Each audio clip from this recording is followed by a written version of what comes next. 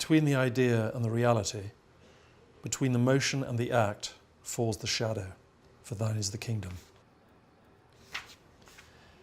Between the conception and the creation, between the emotion and the response, falls the shadow. Life is very long. Between the desire and the spasm, between the potency and the existence, between the essence and the descent, falls the shadow, for thine is the kingdom. For thine is, life is, for thine is the... This is the way the world ends. This is the way the world ends. This is the way the world ends, not with a bang, but with a whimper. Great.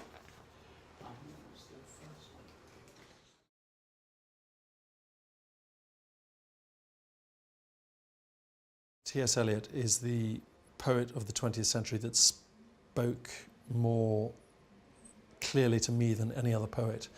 And especially the Hollow Men poem has become a sort of mantra of how I've understood and how to live my life, which sounds pretentious, but it's just the very simplicity of between the idea and the reality falls the shadow.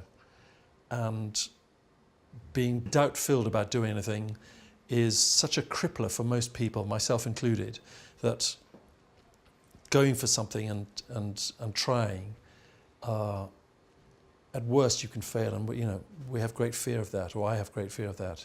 On the one hand, it's saying be realistic, but also be a dreamer at the same time. And I think those two things are things that I certainly deal with on a daily basis, and I think that we as human beings do that. We have these great ideals of how life should be, but the reality of how it is constantly sort of gnashing at each other. Violence that I've had in my own life has been very personal, because my father was a chronic alcoholic, so charmed by day and violently transformed by night. And when I was 16, he attempted, and mercifully missed, to shoot me with a pistol at close range like this. But he was so drunk that when he pulled the trigger, it just went past my head. So I've had an abhorrence of guns and being allowed to own guns privately ever since, and as a result being a lifelong pacifist.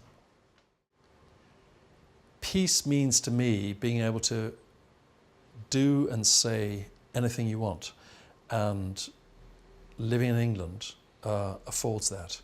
People think that it's restricted in any way compared to where I grew up in Swaziland, which was wedged between Marxist Mozambique on the one side and apartheid South Africa on the other, where you really had to watch what you said or did. To live in Britain, to have the freedom that we have, is, to me, it's like gold dust.